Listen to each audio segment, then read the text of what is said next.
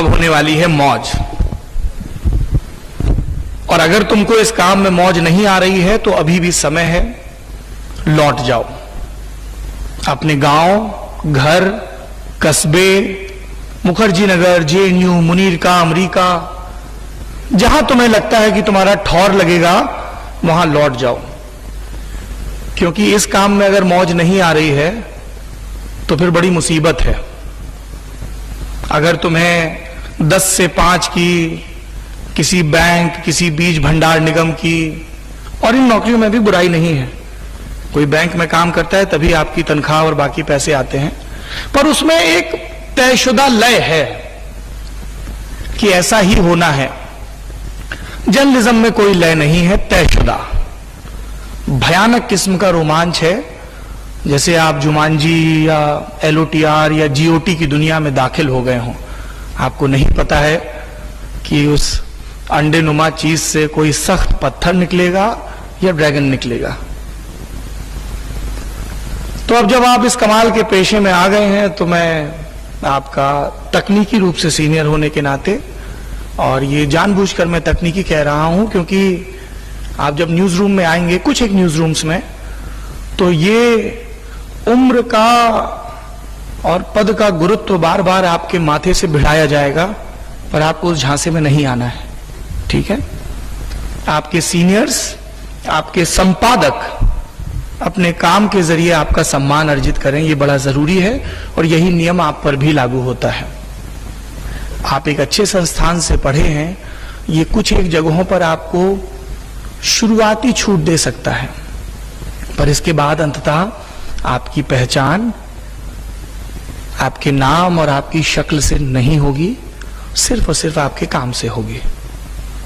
तो अगर आपको काम करने में मौज आती है तो फिर इस अंडरवर्ल्ड में, इस ओवरवर्ल्ड में जिसका नाम जर्नलिज्म है, आपका स्वागत है। यदि आपके पास एक इतना जाबड़ किस्म का कवच पहनने की क्षमता है कि कभी आपको लिबरल के नाम पे, कभी आपको दक्षिणपंथी के नाम पे, कभी वामपंथी के नाम पर, कभी संघी के नाम पर, कभी कम्युनिस्ट के नाम पर बहुत सारे तीर मारे जाएंगे, है ना? आजकल अकुलाहट है, छटपटाहट है सबको टैगिंग करने की। अगर आप वो वार झेल सकते हैं तो आपका स्वागत है। यदि आपको भाषा की जलतरंग बजाने में सुख आता है और घंटों घंटों आप उसके समंदर में गोते लगा सकते हैं तो इस दुनिया में आपका स्वागत है। यदि आपकी जिंदगी में सबसे महत्वपूर्ण शब्द संशय है और सबसे महत्वपूर्ण क्रिया जानना नहीं, पूछना है, तो आपका इस दुनिया में स्वागत है। यदि आपकी जज साहब बनने की इच्छा नहीं है कि अच्छा इसने काले कपड़े पहने हैं, इसने नीले कपड़े पहने हैं, इसके बाल हरे हैं, इसके बाल पीले हैं, इसके बाल नहीं है, या इसके बाल बहुत घने हैं, ये लंबा है, मोटा है, छोटा है, नाटा है, खोटा है, यदि इस तरह सिर्फ अपीयरेंस के बेस पे जज करने की जल्दबाजी आपको नहीं है, आप भीतर बैठना चाहते हैं, उस व्यक्ति को उसके कंटेंट के जरिए जानना चाहते हैं, तो आपका स्वागत है। यदि कोई आपके सामने कहता है कि वो कम्युनिस्ट है, कांग्रेसी है, भाजपाई है, सपाई है, बसपाई है, और सिर्फ इतने भर से आप उसकी वैल्यूज को जज नहीं कर रहे हैं, तो आपका स्वागत है। आपका स्वागत है यदि आप घड़ी के घंटे देखकर नौकरी की तलाश में नहीं आए हैं। आपका स्वागत है यदि आप अपने सहयोगियों की सफलता पर इतरा सकते हैं, क्योंकि ये अकेले का काम नहीं है। अगर आप एंकर हैं तो कोई है जिसने आपकी स्क्रिप्ट लिखी है, कोई है किसी ने जिसने पैकेजिंग की है, कोई है जो कैमरे के पीछे है, कोई है जो मॉनिटर्स पर बैठा हुआ है, स्विचिंग कर रहा है। आप पर्दे पर एक देखते हैं, एक संपादक, एक एंकर, एक इंटरव्यू करने वाला, एक रिपोर्टर, पर पूरी टीम की मेहनत होती है। अगर आप टीम में काम कर सकते हैं तो आपका स्वागत है। पर स्वागत के बाद क्या होता है? स्वागत के बाद संघर्ष शुरू होता है, जो कि अभी आपके मन में चल रहा है कि भैया स्वागत की आवृत्ति बहुत हो गई, नॉस्टैल्जिया भी हो गया, अब मुद्दे की बात बताओ, प्लेसमेंट के लिए कब आओगे और पैसा कितना दोगे? प्लेसमेंट के लिए तब आऊंगा जब संस्थान बुलाएगा और पैसा इंडस्ट्री में सबसे ज्यादा दूंगा। ये 2 प्रॉमिस करके जा रहा हूं।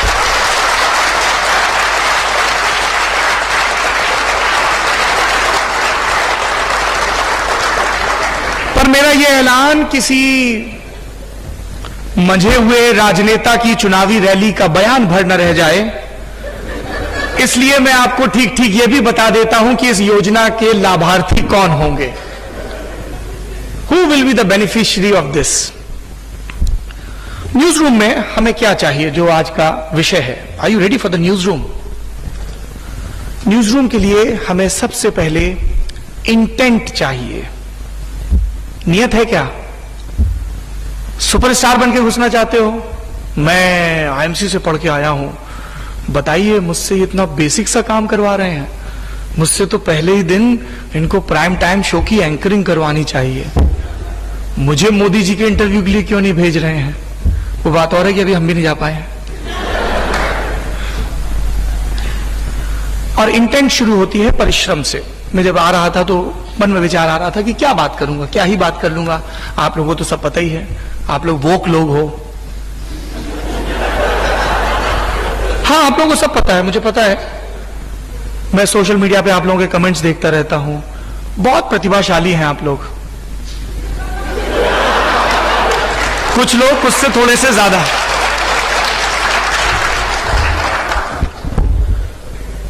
तो जब मैं इस मंच से इंटेंट की बात कर रहा हूं तो मैं ये जानना चाहता हूं कि क्या आपके अंदर सीखने की नियत है, या आपको लगता है कि आपको सब कुछ आता है, मुझे सब कुछ पता है।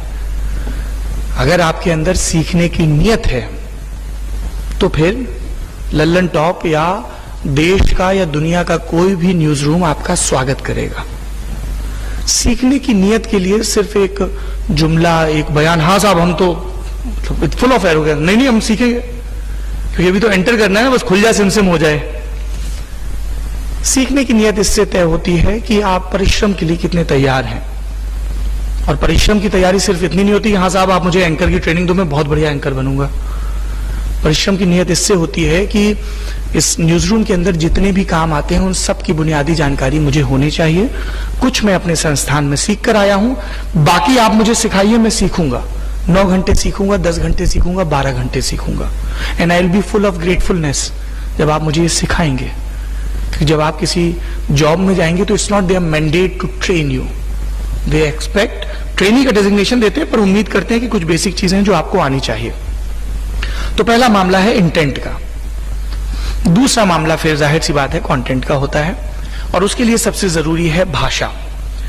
और मैं आप लोगों को पूरी जिम्मेदारी के साथ ये बताना चाहता हूं, देश भर के जर्नलिज्म के बच्चों से इंटरेक्ट भी करता हूं, उनके टेस्ट भी होते हैं। भाषा के मामले में एज ए एम्प्लॉयर हम लोगों को बहुत निराशा हाथ लगती है। हिंदी प्रदेश से आने वाले बच्चे हों या गैर हिंदी प्रदेश से आने वाले, वो कई बार है और हैं की गलती करते हैं। बड़ी बुनियादी सी चीज है। आप कह सकते हैं साहब मैंने अपने लुक्स पे काम किया है, अपने डिक्शन पे काम किया है, look at my styling, I'll be great on screen। एक मौका तो देके देखिए। क्या आप भाषा पे अटके पड़े हैं और हैं? बिंदी भर का ही तो खेल है। खेल बिंदी का नहीं है, खेल आपकी गंभीरता का है। क्योंकि आप जब किसी एक मंच पर कोई वाक्य, कोई बात कहते हैं या किसी मैगजीन में एक वाक्य लिखते हैं तो वो हमेशा के लिए इतिहास के तहखाने में सनद की तरह दर्ज हो जाता है। So you have to be very careful. गलतियां तब भी होंगी, हमसे अभी भी होती हैं, पर कोशिश हमेशा रहती है कि गलतियां कम हो और नई गलतियां हो, पुरानी ना दोहराई जाए। तो आप सब लोगों को भाषा के स्तर पर अपने आप को चेक करना है, whether you are operating in English और Hindi, are you good at it? Are you really working hard to improve your linguistic skills? Do you read? When is the last time you read a newspaper? और ये हम अपने news room में रोज जूझते हैं। रोज अखबार पढ़ा क्या? हाँ सर रोज पढ़ते हैं। बताइए आज के द हिंदू या इंडियन एक्सप्रेस की हेडलाइन क्या है? सर आज ही नहीं पढ़ा, कैब लेट हो गई थी। हमको अपनी वो सारी मक्कारियां याद आ जाती हैं जो तमाम जिंदगी क्लास में बैक बेंचर रहते हुए हमने सीखी और जूनियर्स को सिखाई, कि जिस दिन टीचर पूछे उसी दिन आप मैथ्स की कॉपी भूल गए थे। ये बिल्कुल वैसा है, बस आप आज ही भूल गए। भाषा सबसे इंपॉर्टेंट औजार है। आप एक सेना के जनरल, फील्ड मार्शल बनना चाहते हैं, पर याद रखिए कि हर जनरल की शुरुआत एक रंगरूट की तरह लेफ्ट राइट लेफ्ट करने से होती है। वेपन को कैसे कैरी करना है, वेपन का कैसे रखरखाव करना है, इससे होती है। मैं पिछले दिनों एक फौज के बड़े सीनियर जनरल से बात कर रहा था। Guest in the newsroom में वो आए थे, जनरल टाइनी ढिल्लो। उनकी किताब में एक बड़ा कमाल का प्रसंग था, वो याद कर लीजिए, आपके काम आएगा। क्योंकि मैं उम्मीद कर रहा हूं कि आप सब लोग अपने वेंचर शुरू करेंगे, आप लोग किसी न्यूज रूम में संपादक बनेंगे, आप लोग अपने स्टार्टअप शुरू करेंगे, कोई एड एजेंसी को हेड करेगा, कोई मार्केटिंग एजेंसी को हेड करेगा।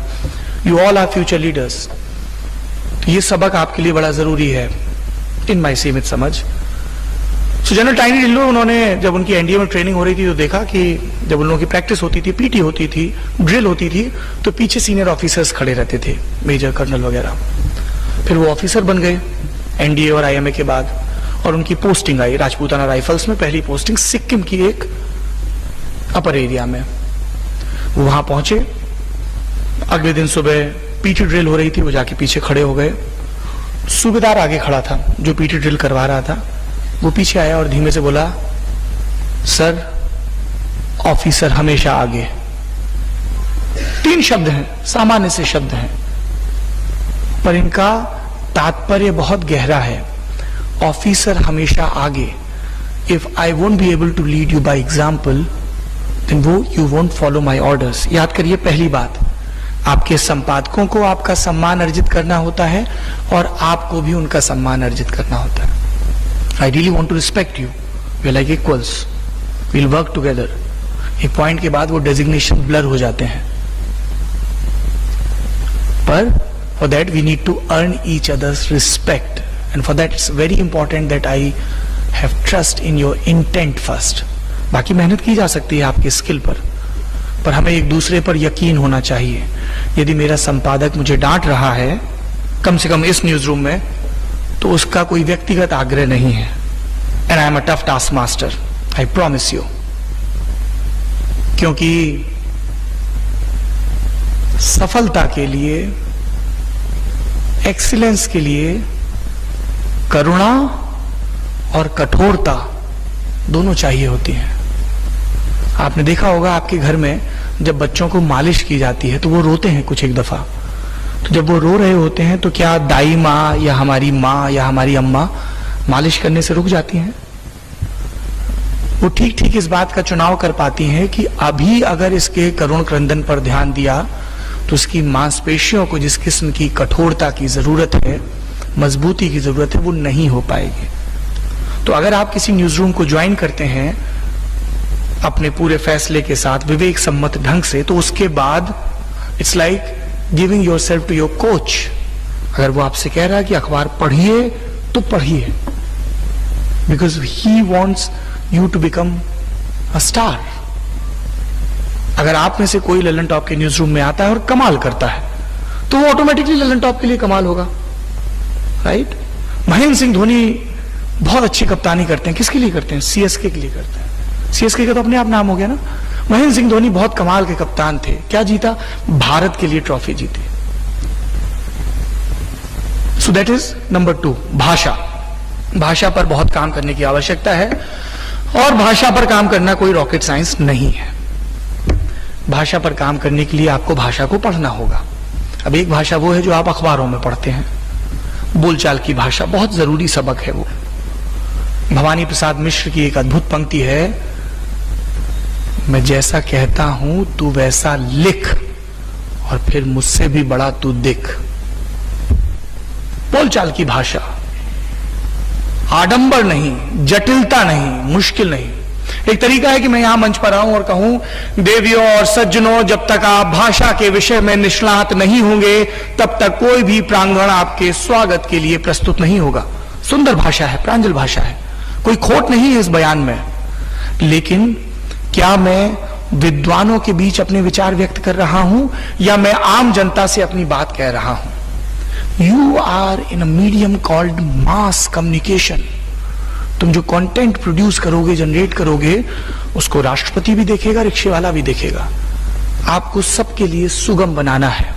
और मैं ये नहीं कह रहा हूं कि इस करने के क्रम में आप सुंदर शब्दों का इस्तेमाल ना करें, पर हमेशा याद रखें जो सुंदर या जटिल शब्द हैं वो मिठाई पर चांदी के वर्क की तरह आने चाहिए।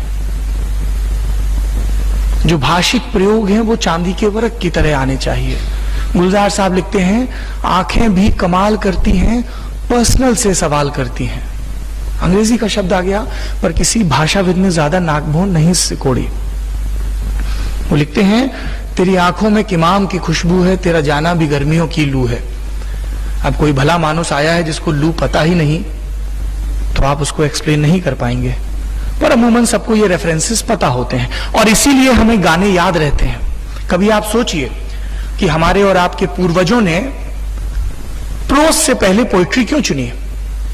क्यों ऋषियों ने ऋचाएं रची, श्रुति सुना, गुना और आगे बढ़ाया? कागज और उस पर लिखना तो बहुत बाद में आया ना, because this is how our brain is designed, this is how our neurons function, they remember the लय, राइट? इसीलिए बचपन में जो हमको सबसे शुरुआती भाषा के सबक सिखाए जाते हैं वो राइम में होते हैं। मछली जल की रानी है, जीवन उसका पानी है, मीटर है, बच्चे को याद रहता है। आपको भाषा की अपनी लय हासिल करनी है। आप एड वर्ल्ड में हैं, आप पीआर में हैं, आप रेडियो एंड टीवी जर्नलिज्म में हैं, आप इंग्लिश जर्नलिज्म में हैं, आप हिंदी में हैं, उर्दू में हैं, डिजिटल में हैं। भाषा आपका सबसे महत्वपूर्ण औजार होने वाली है, मोस्ट इंपॉर्टेंट टूल।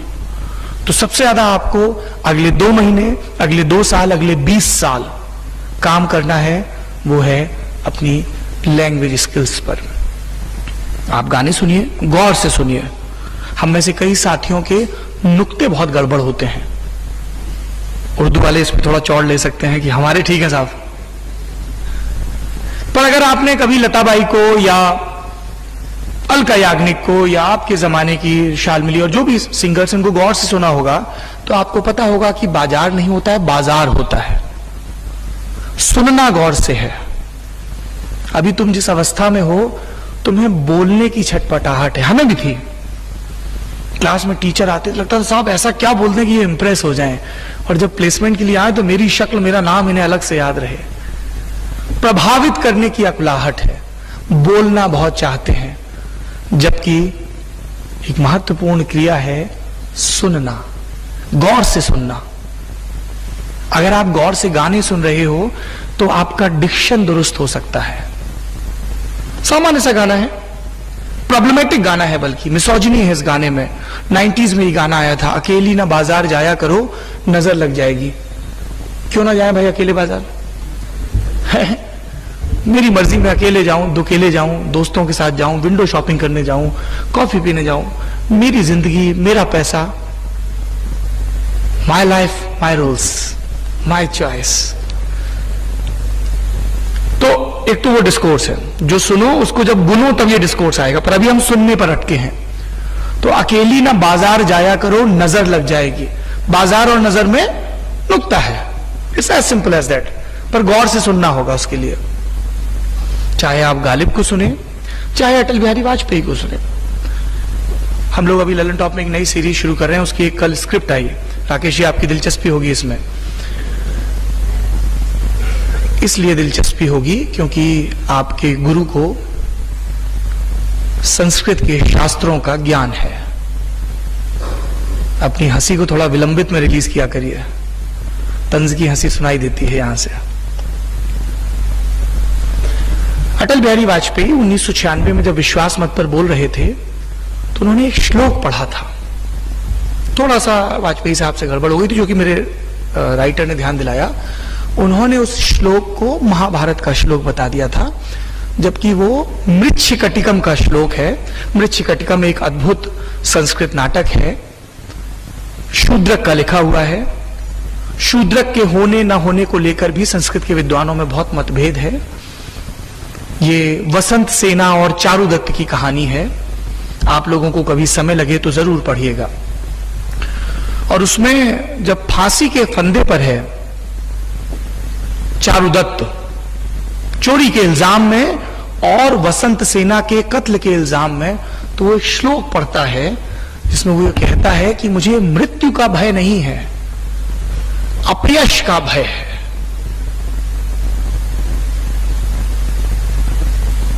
तो आप लोग जब इस फील्ड में आए तो अपने साथ बहुत सारा साहस लेकर आए, बहुत सारा विवेक लेकर आए, बहुत सारी सम्मतियां लेकर आए, ज्ञान लेकर आए भाषा का, पर कुछ भय भी लेकर आए। ये मैं थोड़ी उल्टी बात कह रहा हूं।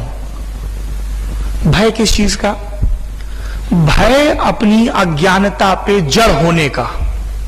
यह भय होना बहुत जरूरी है। गुरूर ना हो जाए इसका भय होना बहुत जरूरी है।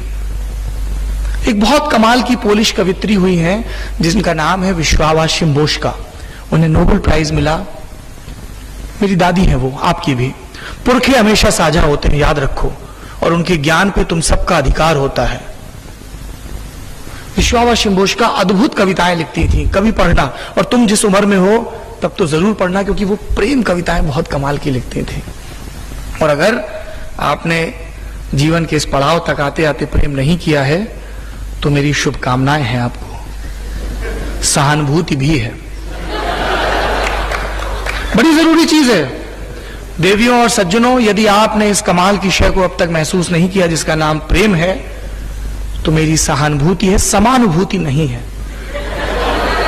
हमारी जिंदगी में भरपूर प्रेम है, आप अपना देख लो। पर जब मैं यहां प्रेम शब्द कह रहा हूं तो सिर्फ ओयो रूम की तरफ इंगित नहीं कर रहा हूं। क्या how can he be so bold, so blunt? He is here to talk about the placement. Why is he drifting towards tender वाला लव?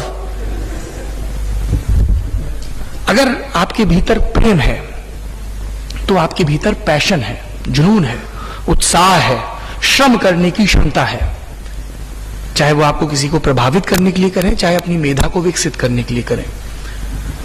हमारे भीतर अपनी मां से प्रेम करने के बाद जो एक दूसरा प्रेम विकसित हुआ वो था कहानियां सुनने का प्रेम। सुनना महत्वपूर्ण क्रिया है। मुझे लगता था कि मेरी मां को जादू आता है। मैं और मां खाट पे लेटे होते थे गांव में, आंगन में। नीम थोड़ी सी दिखती थी दरवाजे के बाहर लगी, उसका शोर खूब आता था। और आती थी पके हुए गेहूं की खुशबू, क्योंकि मां रोटियां बना के छोटे आंगन में फिर बड़े आंगन में आकर लेटती थी। और फिर हमारे हिस्से आता था दो ध्वनियों का इंतजार। एक राजदूत मोटरसाइकिल की ध्वनि, मुख्य सड़क से गांव की पगडंडी की तरफ जब पिताजी की मोटरसाइकिल मुड़ेगी तो उसकी धक धक धक धक धक धक की आवाज आएगी, जो उनकी आमद का पहला संकेत होगा। और जब तक वो आवाज नहीं आती है तब तक मां की ध्वनि आएगी, वो मुझे कहानियां सुनाएगी। 3, 4, 5 बरस का रहा हूंगा और मुझे लगता था कि मेरी मां सिर्फ मां नहीं है, उसको टीवी में दिखने वाले किरदारों की तरह जादू आता है। वो एक दूसरी दुनिया में मेरी नजर बचा के दाखिल हो जाती है और पता नहीं कहां कहां घूमती है। एक कुआं मेरे घर के दरवाजे पर है, पर उस कुएं में कोई बेल नहीं उतरती, उसकी कहानी में उतरती है। उस बेल से चढ़ के एक स्त्री ऊपर आती है, एक भटके हुए पथिक को पानी पिलाती है, वो राजकुमार निकलता है, उनमें प्रेम होता है, विछोह होता है, फिर वो आखिरी में मिल जाते हैं। एक सबक मिला कि आखिर में सब ठीक हो जाता है, और नहीं ठीक होता तो कोशिश करते रहना होगा। ये सबक याद रखना मेरे नौजवान मित्रों, क्योंकि सबका पहली बार में प्लेसमेंट नहीं होगा। मेरा भी नहीं हुआ था। सबको पहली बार में सफलता नहीं मिलती है। You will question yourself, you will question your talent, you will question your gut feeling. पर तब ये याद रखना कि अगर ठीक नहीं हुआ है तो अभी कहानी मुकम्मल नहीं हुई, और ये कहानी तुम लिख रहे हो। तो मेरी माँ ने मुझे प्रेम करना सिखाया सुनने से। मेरी माँ ने मुझे प्रेम करना सिखाया कहानियों से। आप किस चीज से प्रेम करते हैं? Are you in love with something, with somebody? Do you deep dive in details? क्या आपको अपने तन मन की सुध नहीं रहती है अपने प्रेम में? कभी अखबार पढ़ते हुए इतने लिप्त हो गए हो कि राम बहादुर राय या प्रताप भानु मेहता ये जो आर्ग्यूमेंट दे रहे हैं दैनिक जागरण या इंडियन एक्सप्रेस में, क्या कमाल की बात है, मुझे तो ये पता ही नहीं। और खुद ब खुद तुम्हारा हाथ कलम की तरफ पहुंच जाए और तुम अखबार के उस पेज को रंग मारो, तुम्हें 4 नए रेफरेंस पॉइंट मिले। I mean that kind of love. आप लोग बहुत सारी डिजिटल स्टॉकिंग करते हैं अपने प्रेम के वास्ते, एक इंतजार रहता है मेरी स्टोरी पे उसने दिल वाला गोलू बनाया कि नहीं। क्या कभी इतने ही आतुर होकर तुम किसी पर्टिकुलर ऐसे की तलाश में रहे हो कि यार संजय सुब्रमण्यम ने मॉडर्निटी पे ये जो निबंध लिखा है ये मुझे खोजना है। If you have that kind of passion, if you have that kind of love, you are in the right profession. ऊर्जा कुछ अलग हो जाती है। सुनना, खोजना, पढ़ना। क्या तुम्हें किताबों से प्रेम है? कैसा होता है किताबों का प्रेम? मैं आपको व्यक्तिगत जीवन से 2 उदाहरण देता हूं। एक रोज मेरी नींद खुली, नौकरी को 4-6 बरस हो चुके थे, ब्याह को 2 बरस हो गए थे, और ये हमारा सौभाग्य है कि जिस लड़की से प्रेम किया उसी ने मुझे विवाह के लिए भी चुना। और मेरी नींद खुली, मैंने देखा वो बैठी रो रही है। मैंने कहा ऐसा तो फिल्मों में होता है, नायिका रो रही है, नायक कंफ्यूज है, और इंटरनेट इतना अच्छा भी नहीं था कि फटाक से मोबाइल पे गाना चलाते हैं बैकग्राउंड में। तो मैंने पूछा क्या हुआ, तो उसका कंधा मेरी तरफ था, वो कुछ पढ़ रही थी, वो किताब पढ़ रही थी, और इतनी लीन थी किताब पढ़ने में कि उसे सुध नहीं रही कि रात के 2:30 बज गए हैं, और वो इतनी डूबी हुई थी उस किताब में कि किरदार के साथ कुछ गलत हुआ, and she was crying. Do you have that kind of innocence? इतनी तादात्म्यता, इतनी एकात्मता, इतनी तल्लीनता, बिना खुद को जज किए। Can you cry? Do you judge yourself or others when they cry? It's a very pure feeling, very emotional feeling, right? It takes a lot to cry. क्योंकि हमें बचपन से सिखाया गया है कि मजबूत लोग रोते नहीं हैं, पर यह जरूरी तो नहीं कि बचपन से जो कुछ सिखाया गया है उस साखी को ज्यों का त्यों मान लिया जाए। Your body has its own language. So she was crying. यार क्या कमाल की बात है, पर ऐसा थोड़ी होता है। कुछ रोज बाद उसकी नींद खुली और मैं रो रहा था। नहीं, मैं यहां कोई घटिया शादी का जोक नहीं मारने वाला हूं। In fact I have personal grudge or problem with all those people who crack silly marriage jokes. मैं क्यों रो रहा था? मैं अमीश की किताब पढ़ रहा था, इमॉर्टल्स ऑफ मेलुहा की जो ट्रिलॉजी है, शिवा ट्रिलॉजी। आप में से पढ़ी है किसी ने? Very good. उसमें बिल्कुल आखिरी में, तीसरी किताब के आखिरी में सती युद्ध लड़ रही है, सती वीरांगना है, सती भाड़े के कातिलों से घिरी हुई है, वो पूरी वीरता, पूरी चपलता, पूरे चौकन्नेपन के साथ लड़ रही है और घायल हो रही है। शिव उस युद्ध स्थल तक अभी नहीं पहुंच पाए हैं। शिव पहुंचते हैं, सती अंतिम सांसें ले रही है, शिव रो रहे हैं। उनकी गोद में जो है वो अब सती नहीं, शव है। और दुनिया का सारा ज्ञान एक तरफ, दुनिया का सारा प्रेम एक तरफ, और केदारनाथ सिंह की कविता की वो पंक्ति एक तरफ कि जाना हिंदी की सबसे खौफनाक क्रिया है। सब ज्ञान पीछे छूट जाता है। और ये अमीश के लिखे का चमत्कार कि मैं फूट फूट के रो रहा हूं। Do you have that purity, that passion in you? रो सको, हंस सको, दूसरों पर नहीं, खुद पे। Self deprecating humour. Can you laugh? आखिरी बार अकुंठ भाव से, किसी और पर नहीं, यूं ही किसी बात पर कब हंसे थे? हमारे एक उस्ताद जी हैं, कहते हैं कि तुम लोगों की जिस उम्र है उस उम्र में कहते थे हमसे, अब तो बीत गई, कहते थे ये वो उम्र है जिसमें हिलते पत्तों को देख के भी हंसी आती है, क्योंकि आप प्रेम में होते हैं। Are you emotionally charge? Do you feel? क्योंकि जब तक तुम वो महसूस नहीं करोगे, तब तक जब तुम गांव में किसी महादलित परिवार के दरवाजे पर अपने सवाल, अपने माइक, अपनी कलम के साथ खड़े होगे, तुम्हारे सवालों में जरूरी किस्म की नमी और संवेदनशीलता नहीं आएगी। तुम कितना भी लिटरेचर पढ़ लो, कितनी भी ट्रेनिंग ले लो, are you a sensitive person? और ये बहुत चुनौतीपूर्ण होता है।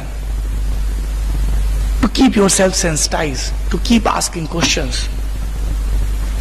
तुम्हारे सामने कोई आया, उसने कहा कि मेरा सेक्सुअल ओरिएंटेशन तुम्हारे जैसा नहीं है।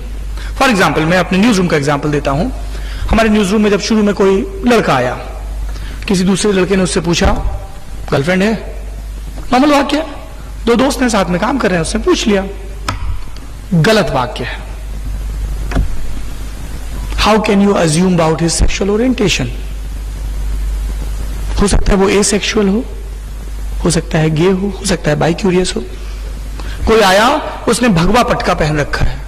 आपने कहा बेटा अब तो ये एकदम रक्षा समिति का व्यक्ति है, रात में निकलेगा ये, और वैलेंटाइंस डे के दिन तो ये फुल टाइम करेगा, 3 शिफ्ट में काम करेगा। रंग बांट दिए, सब बांट दिया। तो आपकी सेंसिटिविटी को, आपकी प्रश्नाकुलता को लगातार क्वेश्चन किया जाएगा, चैलेंज किया जाएगा। Couple of months back I was in Nagaland to cover assembly election. I was talking to youngsters there in the premise of Nagaland University.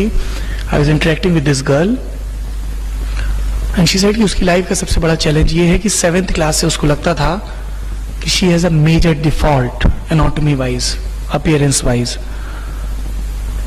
उसकी आंखें छोटी थी क्योंकि हिंदुस्तान में अलग अलग जीन पूल के लोग हैं। उसमें से एक जीन पूल है जिसको एंथ्रोपोलॉजी की भाषा में मंगोलियन जीन पूल कहते हैं। जिनका मंगोलियन जीन पूल होता है उनकी आंखें अपेक्षाकृत छोटी होती हैं, एबनॉर्मल नहीं होती हैं, अपेक्षाकृत, theory of relativity.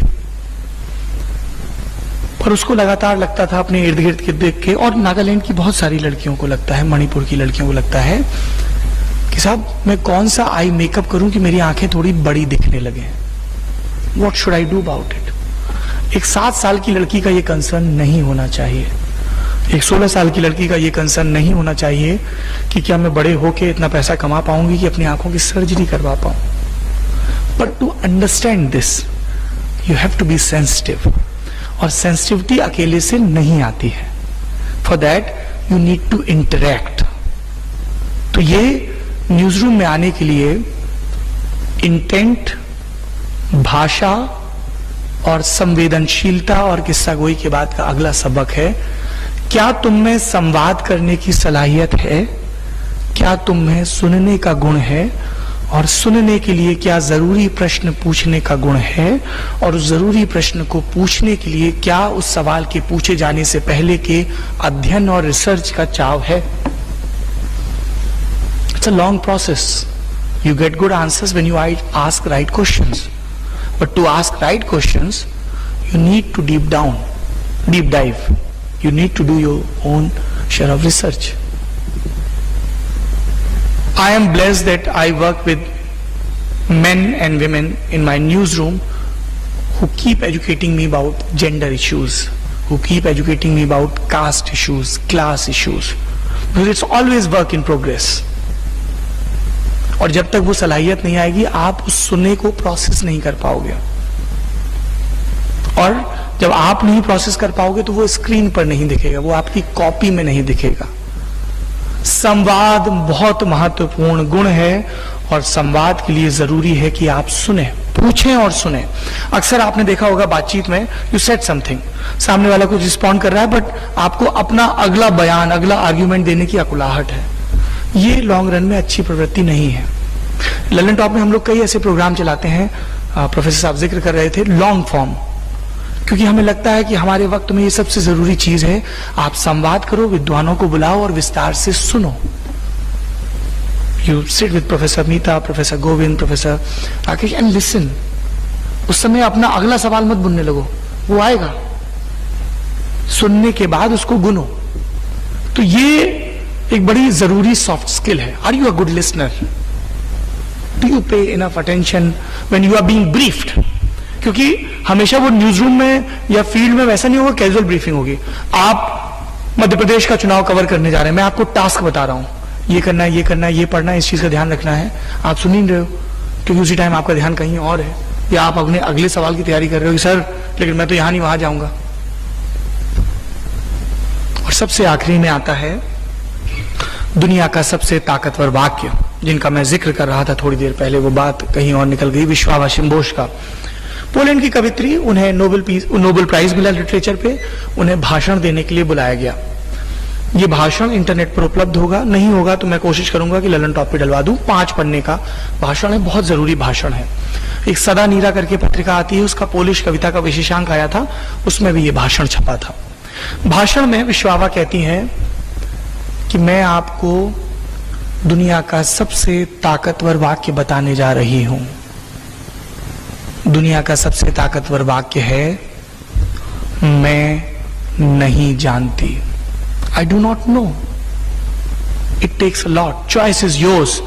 You want to pretend to be the smartest guy or the girl in the room and you stay dumb because you did not have the courage of asking the question, or you may appear dumb for a while but you ask that question और थोड़ा सा आपके ज्ञान में इजाफा हो जाए। पूछिए। हमारे पास बहुत सारे बच्चे इंटर्नशिप करने आते हैं, जॉब करने, सर मुझे लगा के चक्कर में मत पड़िए, आई अज्यूम के चक्कर में मत पड़िए, पूछिए। इट टेक्स अ लॉट, करेज चाहिए पूछने के लिए। सब हंसेंगे, घूरेंगे, बहुत अजीब सा होता है ना। आप पूरे भरे हॉल में खड़े हो गए, सबकी निगाहें आपके बदन पर रेंग रही, सब जज कर, अच्छा ये भी पूछेगा, इसको तो बोलना ही नहीं आता, इसका तो सवाल ही ऐसा होता है, ये क्या पूछेगा, ये तो क्लास में भी चुप रहता है या रहती है। आपने अगर ये बाधा पार कर ली, मुझे नहीं पता, मैं नहीं जानती, तब हर न्यूज रूम पलक पावड़े बिछाकर आपके स्वागत के लिए प्रस्तुत होगा, क्योंकि that shows your intent, that you are craving for good content, you are ready to read, you are ready to work hard, you are ready to work on your technical skills, on your linguistic skills, on your communication skills, because you have the courage of saying, I do not know, please tell me, I do not know how I can, please guide me how I can work upon this, please मुझे बताइए editorial कैसे पढ़ा जाता है, please मुझे कुछ अच्छी reports बताइए, हिंदी की, इंग्लिश की। और ये कमाल की है, the more you know how little you know. आप जितना ज्यादा पढ़ते हैं उतना ही आपके अंदर विनम्रता आती है, मुक्ति का भाव आता है। विष्णु पुराण में है, सा विद्या या विमुक्ति, विष्णु पुराण में ही है सर, विष्णु पुराण में भी इस्तेमाल किया गया है। विद्या अगर आपको मुक्त नहीं कर रही, आपको सरल सहज नहीं बना रही है, तो फिर गड़बड़ है। जर्नलिज्म आपके अंदर एरोगेंस लाती है, पावर का एरोगेंस। हाँ, मैं तो चीफ मिनिस्टर को जानता हूं, होम मिनिस्टर मुझे कॉल करके पूछते हैं कैसा लग रहा है इलेक्शन, बड़े बड़े फिल्म स्टार्स बोला यार मेरी फिल्म आ रही है प्लीज थोड़ा प्रमोट कर देना। नो, एरोगेंस है ना, आई नो। अभी कौन सा वाक्य था, I do not know. So I do not know से जब शुरू करते हो तो एक ये रिस्क आती है कि जब आई नो पे आ जाओगे तो उस एरोगेंस को कैसे संभालोगे। हाँ मुझे पता है, आप मुझे मत बताइए, मैं इनको जानता हूं, उनको जानता हूं। हमेशा उसको चेक करते रहना है, हमेशा smartest guy in the room नहीं होना है। If you are the smartest guy in the room, you are in the wrong room. संचय रखना है। आपको लगता है आपने बहुत अच्छी कॉपी लिखी, शाबाश, और अच्छी कॉपी पढ़िए। पढ़िए कैसे गैब्रियल गार्सिया मार्केज एक तस्वीर पर 2.5 पन्ने की इतनी सुंदर रपट लिखते हैं 1959 में, जिसे आज भी जर्नलिज्म के इंस्टीट्यूशंस में पढ़ाया जा सकता है। तस्वीर है जिसमें कोलंबिया का तानाशाह राष्ट्रपति, जिसके सामने 12 फोन रखे हैं और वो एक फोन उठा के बात कर रहा है क्योंकि 2 शहरों के बीच टेलीफोन की सर्विस शुरू हुई है। सामान्य सी तस्वीर है। गैब्रियल गार्सिया मार्केज उस पर 2.5 पन्ने क्या लिखेंगे। वो लिखते हैं कि इस आदमी ने आज जब ये तस्वीर खिंचवाने से पहले दाढ़ी बनवाई होगी तो इसके हजाम ने इसको बताया होगा कि सड़क पर लोग इसके बारे में क्या कहते हैं। क्या हाथ उसका ठिठका होगा अपना उस तरह घुमाते हुए, या ये बिल्कुल आश्वस्त था उसको लेके कि ये एक व्यक्ति मेरा नुकसान नहीं चाहता। क्या इसने इस टेलीफोन को सेटअप करने वाले से पूछा होगा कि तुम्हारी माली हालत कैसी है, मुल्क कैसा है। और इस तरह से एक लंबी बातचीत करते हैं मार्केज, और आखिरी में क्या वो फोन उठा के कहेंगे, operator please connect me to the people of this country. सामान्य सी तस्वीर है। मार्केज लिखते हैं सामान्य सी घटनाएं होती हैं जिस पर मुराकामी अद्भुत लिख देते हैं। सामान्य से प्रसंग हैं जिस पर कोई एडेल इतना सुंदर गाना गढ़ देती है।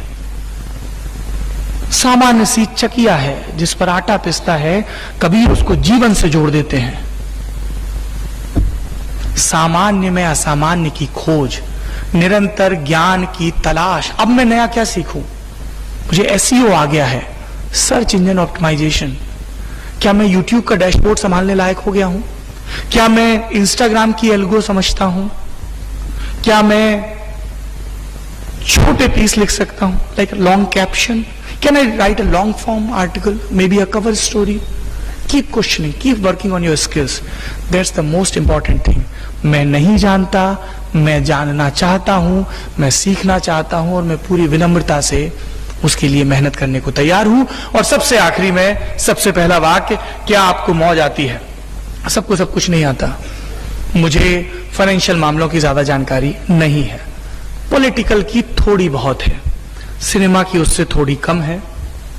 विज्ञान में मेरी बड़ी दिलचस्पी है क्योंकि मुझे विज्ञान में कद्दू कुछ नहीं आता था। तो मैं अभी भी वो अध्यापक खोज रहा हूं जो आओ विज्ञान करके सीखें लिखा होता था ना साइंस की टेक्स्ट बुक में, वो मुझे सिखाएं। Can they make it simple? Can they simplify it? I am still craving for that. आपको जर्नलिज्म की पढ़ाई करते हुए, नौकरियां करते हुए सब चीजें थोड़ी थोड़ी आना तो सीखना जरूरी है, पर वो एक चीज, तुम भीम हो, तुम्हें गदा उठानी है, या अर्जुन हो और गांडीव उठाना है, that you have to do on your own. तुम्हारा मोजो क्या है? तुम्हें किस चीज में रज के मजा आता है? कैमरा करने में, ग्राफिक्स करने में, एडिटिंग करने में, लिखने में, लिखे को एडिट करने में, हेडिंग में, सोशल मीडिया पोस्ट में, लाइव करने में, इंटरेक्ट करने में, एंकर करने में, प्रोग्राम प्रोड्यूस करने में, कंसेप्चुलाइज करने में, स्क्रिप्टिंग में, स्क्रीन प्ले में, बैक एंड ऑपरेशंस में। That you have to identify. तुम्हारी अतिरिक्त दिलचस्पी किसमें है? जब घड़ी कुछ सुस्त चलती है, विज्ञान पढ़ते हो तब, साहित्य, राजनीति, कला, technology? Are you a gadget freak? Do you have great passion for wheels, automobile? Are you interested in space science? Are you truly into biology? क्योंकि जब आप इन सब चीजों में निष्णात होंगे, उत्तरोत्तर काम करेंगे, तब आखिरी में अगर आप लल्लन टॉप के न्यूज रूम में आते हैं तो 3 शब्द हैं जो टके होंगे। उन 3 शब्दों को बता के स्टॉप। ये 3 शब्द हैं जो अपनी कॉपी में जाके लिख लेना। ये 3 शब्द हैं जिनका रोज ध्यान करना। ये एक अचूक मंत्र है जो हमें हमारे गुरुओं ने सिखाया, सहकर्मियों ने सिखाया, उन करोड़ों लोगों ने सिखाया जो हर दिन, हर हफ्ते, हर महीने, हर बरस लल्लन टॉप को देखते हैं, जो देश विदेश में फैले हुए हैं। ये 3 शब्द हैं मित्रों, स्पष्ट। Do you have clarity about what you are reading और स्पीकिंग? आपको क्लैरिटी, आपको समझ में आ गया। जब तक तुम्हें समझ में नहीं आया, मत बोलो, मत लिखो। It can be a technical term. Language का कोई मुश्किल शब्द हो सकता है, कोई कंसेप्ट हो सकता है। किसी ने कोई स्टेटमेंट दिया, शक्तिकांत दास ने प्रेस कॉन्फ्रेंस की, इसरो के चीफ ने प्रेस कॉन्फ्रेंस की, नसीरुद्दीन शाह ने, अनुराग कश्यप ने, विवेक अग्निहोत्री ने कोई स्टेटमेंट यूज किया, किसी फिल्म का रेफरेंस दिया। Do you know about it? Have you done your part of research? Do you have clarity? पहला शब्द है स्पष्ट। दूसरा शब्द है सरल। क्या जो तुम मुझे बताने जा रहे हो उसे आसान भाषा में बता सकते हो ताकि समझ में आ जाए? Always have that imaginary audience कि गंगा ढाबा पे मैं जिससे अंडा पराठा लेकर आ रही हूं वो ये समझ जाएगा क्या? और इंडिया इंटरनेशनल सेंटर में जो विद्वान इंडोलॉजी पे स्पीच दे रहा है कोलंबिया यूनिवर्सिटी से आके, वो समझ जाएगा क्या? सरल। Can you make it simple? Most important lesson. Jargon नहीं चाहिए। एंड थर्ड, जो इससे भी ज्यादा जरूरी है, जिसके लिए बहुत सातत्य की जरूरत है और जो कभी पूरा नहीं आता है, मैं आपको कोई भुलावा नहीं दूंगा, वो है सरस। क्या आप इसे मजेदार बना सकते हो? क्या आप इसे ऐसा बना सकते हो कि मुझे याद रहे, मेरी याददाश्त में ये टक जाए? आप कहेंगे साहब हर चीज सरस कैसे बनाई जा सकती है? चंबा की तरफ एक बस जा रही थी, गिर गई, 38 लोग मर गए, बालासोर में ट्रेन एक्सीडेंट हो गया, इसको सरस कैसे बनाए? सरस का अर्थ सरस में शब्द क्या है? रस। क्या रस सिर्फ हास का होता है? भरत मुनि का नाट्य शास्त्र पढ़िए, नहीं पढ़ा है तो वैसे तो आप लोगों ने पढ़ा ही होगा। नवरस है, हास उसमें से एक है और अद्भुत रस है। और हास आपको एक जरूरी किस्म की छूट भी देता है। हालांकि आजकल देश में आहत बहुत होते हैं लोग। तुलसीदास जी, आपने नाम सुना है? हमारे और आपके एक बुजुर्ग, बड़ी कमाल की कविता लिखते थे, लय का बड़ा ख्याल था, बहुत ही डूड आदमी थे। इतनी अद्भुत चीजें लिख के गए कि लोग आज तक गाते हैं। रामचरितमानस के कोई कपलेट सुने आप लोगों ने? नहीं सुने? इतना सन्नाटा। ये मैं अजरबैजान में भाषण दे रहा हूं क्या? अब कितना सुंदर प्रसंग है कि भगवान राम जंगल में आए हैं, कुछ ऋषि उनका इंतजार कर रहे हैं और बड़े खुश हैं वो ऋषि, क्योंकि उन तक खबर पहुंच गई है कि राम पत्थर को छूते हैं और वो एक सुंदर स्त्री बन जाती है। They are happy, they are ready. Ram आएंगे, पत्थर को छुएंगे, सुंदर स्त्रियां बन जाएंगी, हमारे जीवन में आनंद आ जाएगा। Everybody loves a good company. तो तुलसीदास जी लिख रहे हैं कि विंध्य के वासी उदासी तपो वृतधारी महा बिनु नारी दुखारे गौतम तिय तरी तुलसी सो कथा सुनी भय मुनि वृंद सुखारे। हुई है शिला सब चंद्रमुखी तरसे पद मंजुल कंज तिहारे। थोड़ा मैं गड़बड़ कर गया हूं लाइन में। कीनी भली रघुनायक जी करुणा करी कानन को पगधारे। मजे ले रहे हैं, पर अवमानना का भाव नहीं है। हास करो, किसी को अपमानित करने के लिए मत करो। सरस हो, उसमें भय हो, चिंता हो, सारे रस हो, पर आपको यादगार बनाना है। यादगार बनाने के लिए तुम्हें यह शऊर होना चाहिए कि मैं किस आंकड़े का, किस किरदार का, किस घटना का, किस भाव का कैसे बयान करूं। मैं पहले क्या बताऊं? सड़क की ज्यामिति गड़बड़ थी इसलिए चंबा में बस गिरी, या उस बस का फिटनेस सर्टिफिकेट दुरुस्त नहीं था, या ड्राइवर ओवरवर्क था? कुछ तो वजह रही होगी ना। सामान्य में विशिष्ट को खोजना, स्पष्ट, सरल, सरस, इन तीन शब्दों को साधिए। आप अपनी जिंदगी के सबसे खूबसूरत दौर में हैं, जब आप सबसे ज्यादा मेहनत कर सकते हैं, सबसे ज्यादा अभिनव कृतियां रच सकते हैं, कमाल कर सकते हैं, प्रेम और पैशन को एक साथ साध सकते हैं। तो प्रेम खोजिए अपने इर्द गिर्द भी, और जिस काम को चुना है उसमें भी। बहुत बहुत शुभकामनाएं, बहुत बहुत धन्यवाद।